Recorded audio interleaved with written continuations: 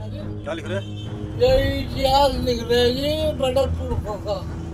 क्यों, किसने बताया तुम्हें? बताया गंगा नहर पे क्यों लिख रहे? सरकारी संपत्ति है ये सरकारी संपत्ति है, गाँव का जिले हमारा है। एक चांद नाम मियाँ का एक व्यक्ति है जो जिहादी मानसिकता से षड्यंत्र के तहत जितने भी सरकारी भवन हैं, जो भी हमारी जैसे हमारा घाट है, उस घाट के ऊपर जो है वो कुरान की अवैध आयतें लिख रहा था। ये तस्वीरें हैं मुजफ्फरनगर के भोपा थाना क्षेत्र की, जहां सरकारी संपत्तियों पर रंग से लिखी जा रही बातें अब विवाद का कारण बन चुकी हैं। बताया जा रहा है कि चांद मियां नाम का एक व्यक्ति बीते कई दिनों से पुल और सरकारी दीवारों पर धार्मिक बातें लिख रहा था। क्या लिख रहे हो? ए बड़े मियाँ, क्या लिख रहे? क्या लिख रहे? ये इतिहास लिख रहे हैं जी बड़े पुरखों का। क्यों, किसने बताया तुम्हें? बताया गंगा नहर पे क्यों लिख रहे? सरकारी संपत्ति है ये सरकारी संपत्ति है, गाँव का जिले हमारा है, रजवाड़े जिम्मेदारों का। नहीं तो सरकारी संपत्ति है। सरकारी संपत्ति है, हमारी संपत्ति है। किसकी संपत्ति? ये हमारी संपत्ति है दादी भाई। क्या नाम है आपका? मेरा नाम है चांद मियाँ और जहाँ प्रधानमंत्री पूरी दुनिया में रजवाड़े। सूचना मिलते ही हिंदू वाहिनी के कार्यकर्ता मौके पर पहुंच गए और जैसे ही उन्होंने दीवार पर लिखे शब्द देखे, विरोध शुरू हो गया। देखते ही देखते मौके पर भीड़ जुट गई और फिर पुलिस को भी मौके पर आना पड़ा।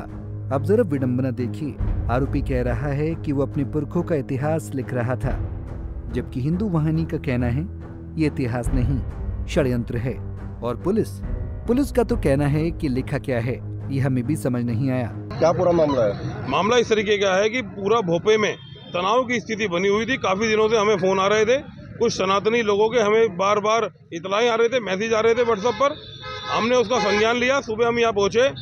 एक चांद नाम मियाँ का एक व्यक्ति है जो जिहादी मानसिकता से षड्यंत्र के तहत जितने भी सरकारी भवन हैं, जो भी हमारी जैसे हमारा घाट है, उस घाट के ऊपर जो है वो कुरान की अवैध आयतें लिख रहा था, आपत्तिजनक आयतें लिख रहा था। और आप देख सकते हैं जो साफ साफ शब्दों में वो लिख रहा है कि एक ही धर्म बना दें, इन सबको कलमा पढ़ाकर इस्लाम धर्म कबूल कराना है। इस तरीके से षड्यंत्र के तहत जो वो ये सब आयतें लिख रहा था।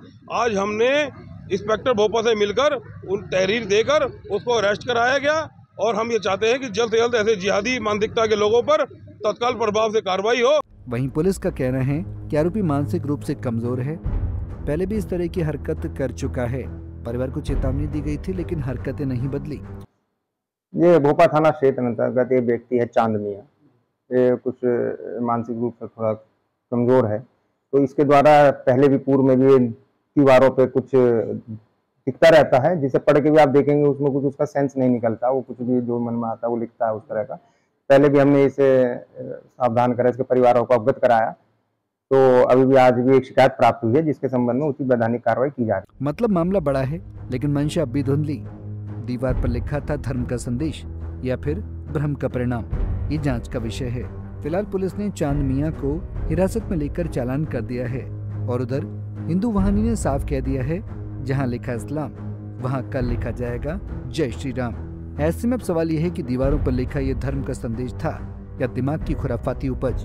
हालांकि पुलिस कह रही है मानसिक मामला है, हिंदू वाहिनी कह रही है धार्मिक साजिश और भोपा की दीवारें कह रही हैं मेरा कोई कसूर नहीं।